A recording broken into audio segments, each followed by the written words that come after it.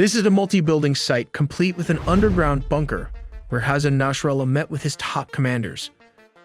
There are three possible scenarios we can consider what led to his elimination. The first scenario involves a tip-off allegedly provided by external spy agency, giving precise coordinates for dropping multiple bunker buster bomb. The second scenario suggests the use of laser-guided targeting facilitated by Israeli Mossad agents. In the third scenario, 5 years of communication hacking was used to determine the exact date, allowing them to deploy around 80 different types of weapons on these two buildings complex. We'll also look into the engineering behind this bunker buster bomb, the GBU-39 glide weapon, and the Mark 82 used in this strike, all in the video ahead. This is Dahiyeh, a neighborhood near Beirut known for being a focal point during Israeli airstrikes. One of the key landmarks here is the Hezbollah headquarters. At first glance, it appears to be an ordinary 6-story residential building, complete with a solar-paneled roof. However, there's more to this structure than meets the eye. What makes this building particularly noteworthy is its underground basement, which is rumored to contain a network of tunnels. These tunnels are believed to serve as emergency escape routes, adding to the site's strategic importance. Let's take a look at Scenario 1. Hassan Nasrallah, a high-value asset, has been in hiding for the last 4 years. The IDF was able to pinpoint the date, event, and location of a 6-storied multi-building complex where he was believed to be present. However, there were reports that an undercover agent, possibly Iranian, informed Israeli officials about Nasrallah's arrival in a car. He reportedly arrived at Hezbollah's underground headquarters in the southern suburbs of Beirut for a meeting with several leaders. The tip-off was allegedly received by Israeli officials on the afternoon of Saturday, September 27th. A fighter jet was expected to target and illuminate the building using its laser targeting pod, focusing on one of the specific buildings. Subsequently, a dozen of F-15 jets dropped not one but 80 bombs of various types. The tip of the spear would have been the bunker buster bomb that can penetrate through this 6-story building, leveling all 6 structures to the ground and in the process eliminating Hassan Nasrallah in the action. Let's consider Scenario 2. If an Iranian spy had not assisted the IDF, a Mossad agent or soldier might have been nearby, confirming Nasrallah's location or possibly illuminating the target with a ground-based laser. In this case, GPS coordinates would have been transmitted to the IDF. Once ready, the F-15 jets would have dropped around 80 bombs of different types, leveling the entire 6-building complex. The reason for dropping so many bombs was to ensure the elimination of a high-value target like Hassan Nasrallah. Unfortunately, the collateral damage resulted in a significant number of innocent civilian casualties, a tragic cost associated with this operation. And finally, we have Scenario 3, which is the most likely. Hacking Hezbollah's communication system for the last 5 years to intercept encrypted messages without deploying any agents into Lebanon or Beirut. Upon learning that the Hezbollah leader had arrived at the building, an F-15 fighter jets flew and dropped barrage of bombs, eliminating the entire leadership inside the underground bunker. Out of the 80 bombs used, the IDF also deployed the Mark 82 weapon, the bunker buster, and the GBU-39, which were part of a purchase valued at around $3 billion from the US. This is the bunker buster bomb.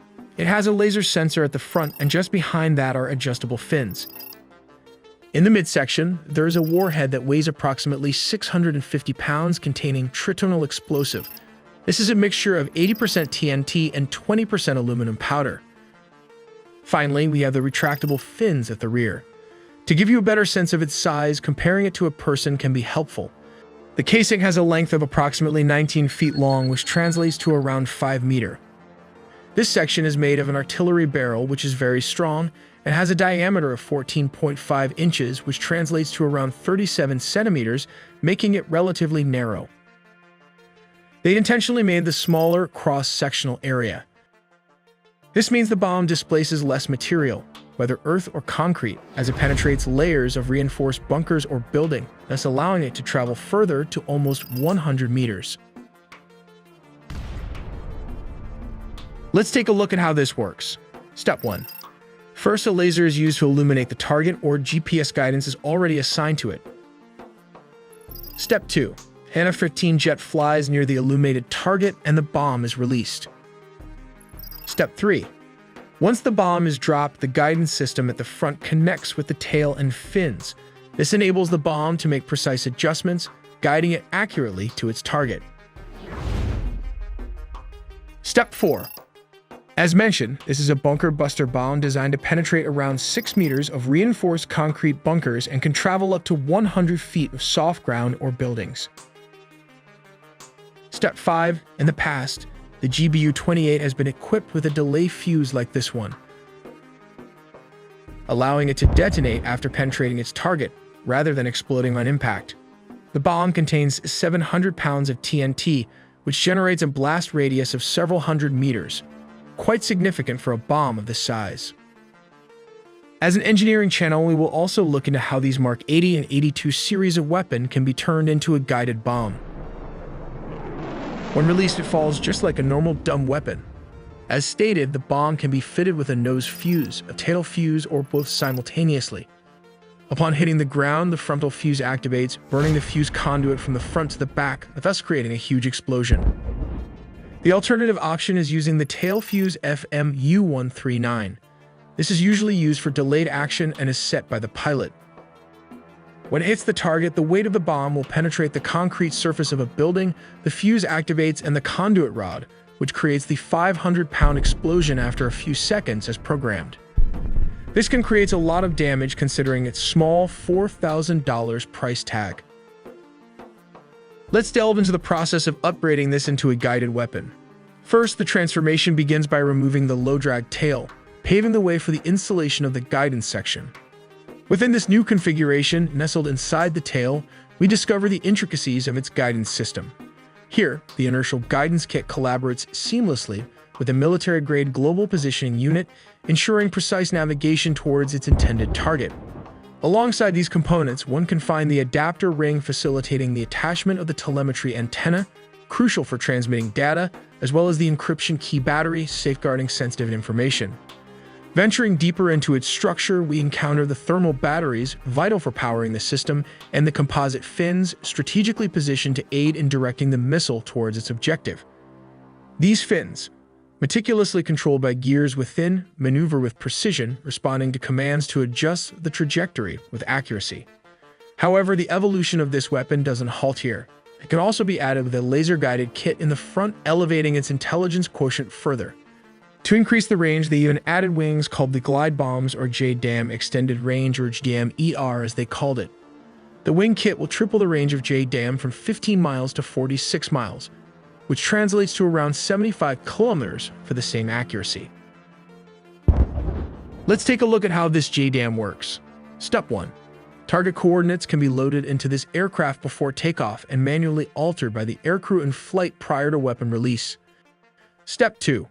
When dropped, the JDAM switches to its internal guidance, or GPS. In simpler terms, it uses military-grade satellites to pinpoint its exact locations if needed, and provides real all-weather capability since GPS is not affected by rain, clouds, fog, or smoke. In short, doesn't miss its target provided if it's stationary. Step 3. Remember those internal batteries and control gears. The inertial guidance clock keeps track of its position and controls the gears of the fins. So when the JDAM is off course, the fins at the back will redirect or reconfigure according to the GPS or inertial guidance clock to maintain its course. But how does it turn when it does not have wings? Let's take, for example, this guy going skydiving for his vacation.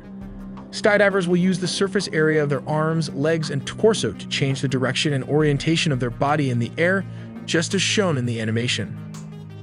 My point is, if a human can turn using body surface, now imagine having an aerodynamic weapon that weighs around 500 pounds falling under gravity.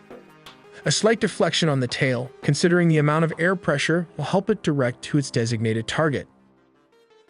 As stated, Israel also bought around 5,000 units worth $3 billion of GBU-39 glide weapons with an advanced guidance system. Let us closely examine the parts of the GBU-39.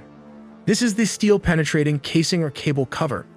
Inside it lies this 113 kilograms or 250-pound unguided bomb. They essentially repurposed this bomb used by the Air Force and re-engineered it to fit inside this casing. This is the arming generator or unit cover. Moving backward is the wing assembly unit. Inside is the fuse well with insensitive munition features. At the rear is the heavily engineered anti-jamming GPS guidance kit. Also a reminder, this missile utilizes both GPS and laser guidance. Just below is the guidance unit housing. This bomb also houses a small mission computer, as shown here. Closer to it lies the thermal battery unit. Lastly, we have the tail unit that aids in stabilizing the missile. Everyone has been asking where we get our news source.